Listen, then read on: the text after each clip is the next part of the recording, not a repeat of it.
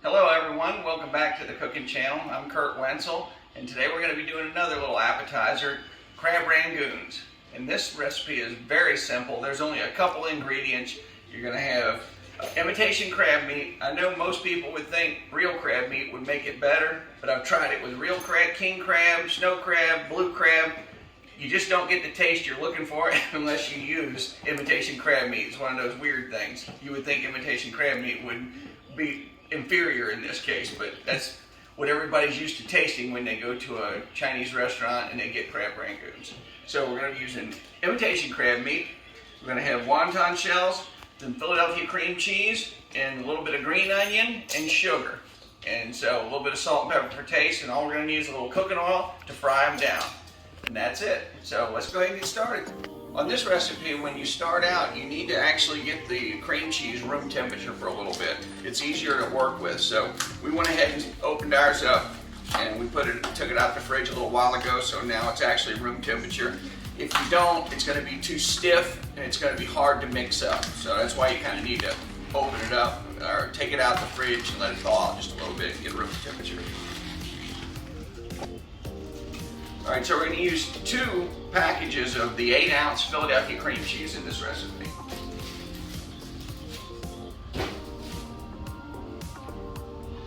And we're going to take our green onions and dice it up. We're going to use some of the green and some of the white. And I'm going to split the green onion down the center long ways.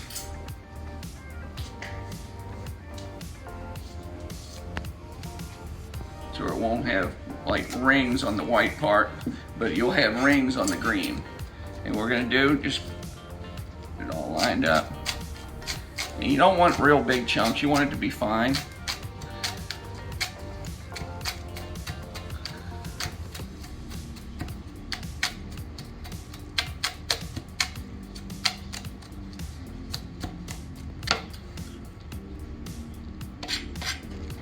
And then turn it over, and we're going to get some of the green onion now.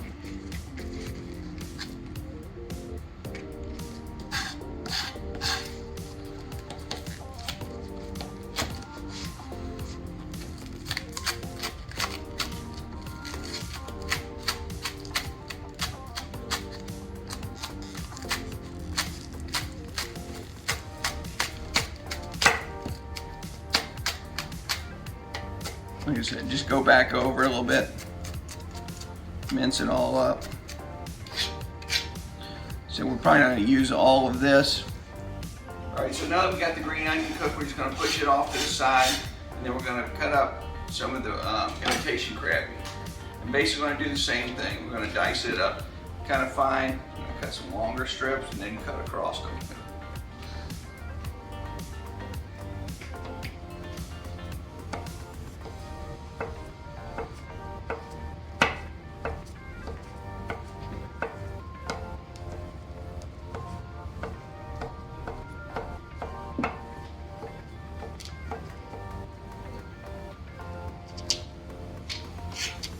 Now we're going to cross cut.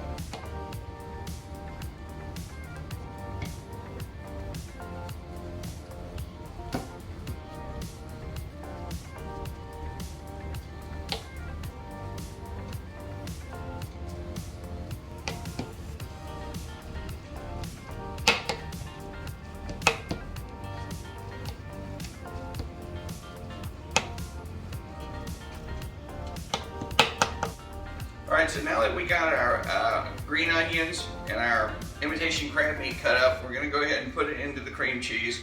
Again, I usually make things look right, so what I'm going to have to do is start measuring off with some tape. You know what? I'm going to do this. I'm going to put it in a measuring cup.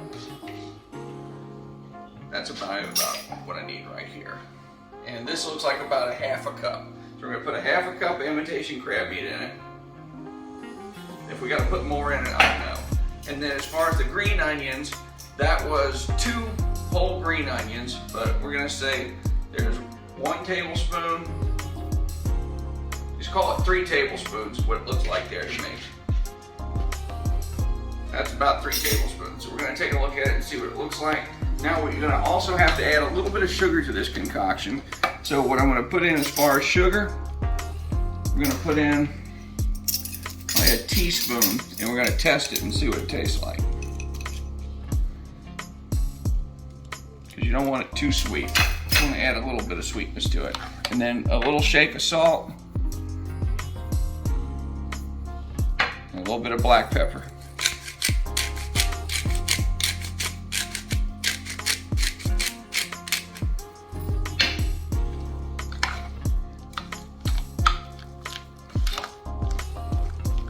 After looking at it in the bowl, I'm going to add just a little more green onion to it. I'm going to add another tablespoon to it. And then we're going to add a little more.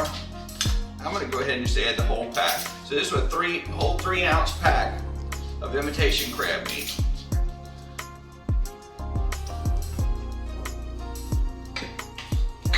All right, you got to mix it up pretty good.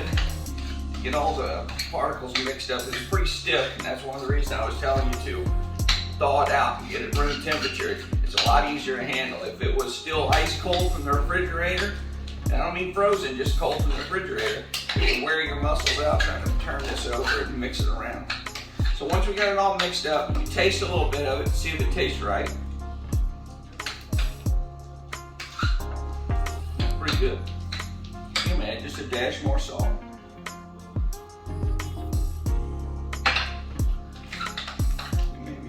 More sugar.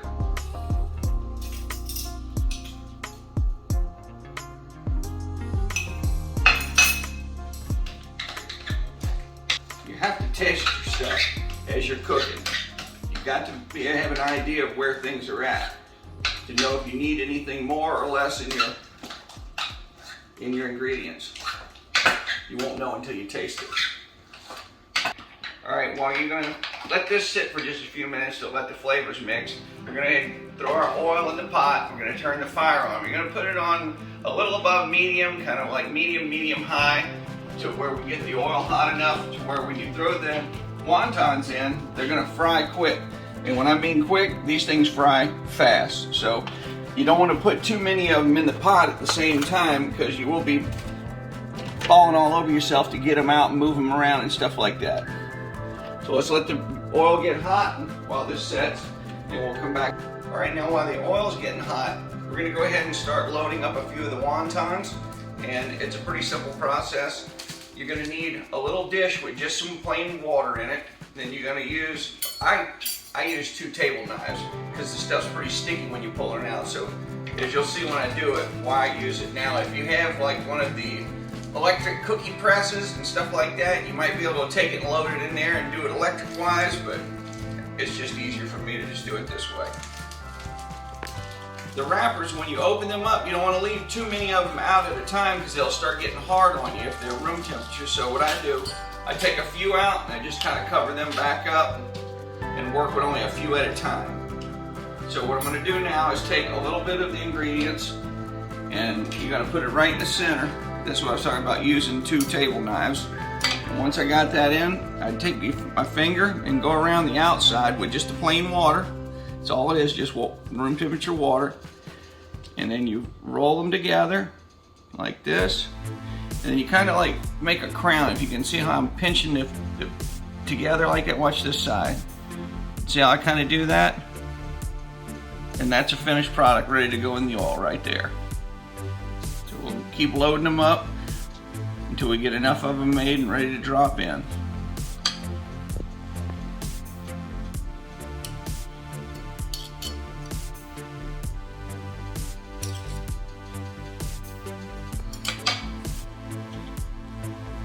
It's a little time consuming to do this, but when you taste them, they're well worth the labor and the time.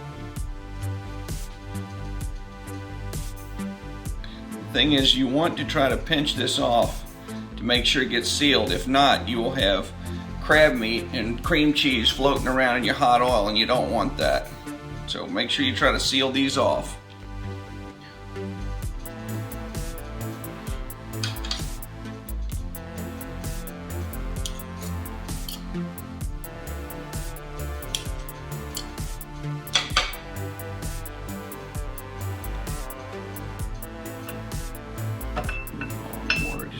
closer.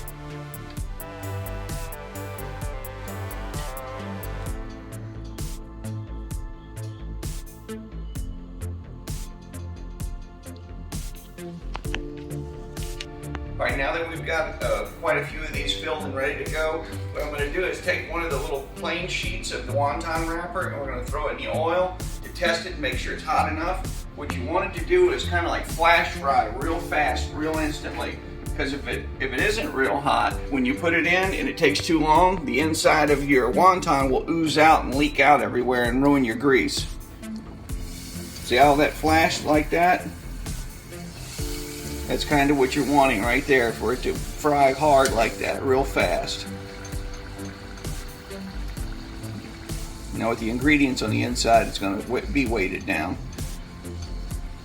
Yeah, so this oil's getting right now. Alright, so we're going to go ahead and throw some in. Alright, now that our oil's hot, we're going to go ahead and start putting them in. You need to get you a plate with a paper towel on first, because these are going to go very fast. So watch here, I'm going to throw them in. Watch how fast they start cooking.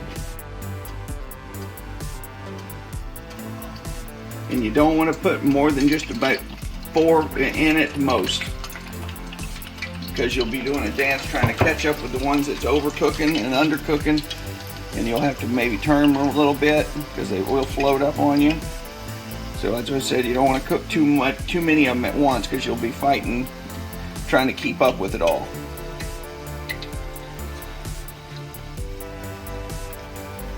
See how it's already turning brown on that side? And you just rotate them. Once one side turns brown, you can usually flip them and they'll stay flipped once the one side turns brown.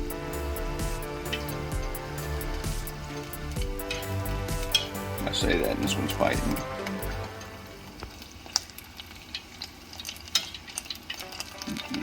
The popping you're hearing now is some of the inside coming out.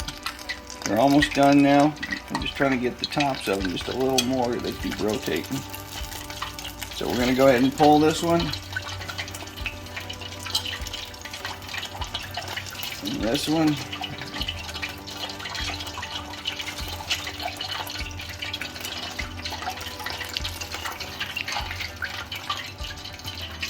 Alright.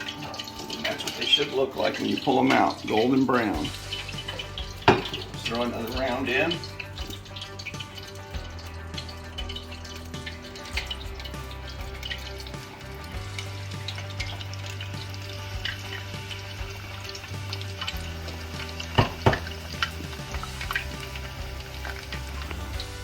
Alright everyone, this is what they should look like when they're done.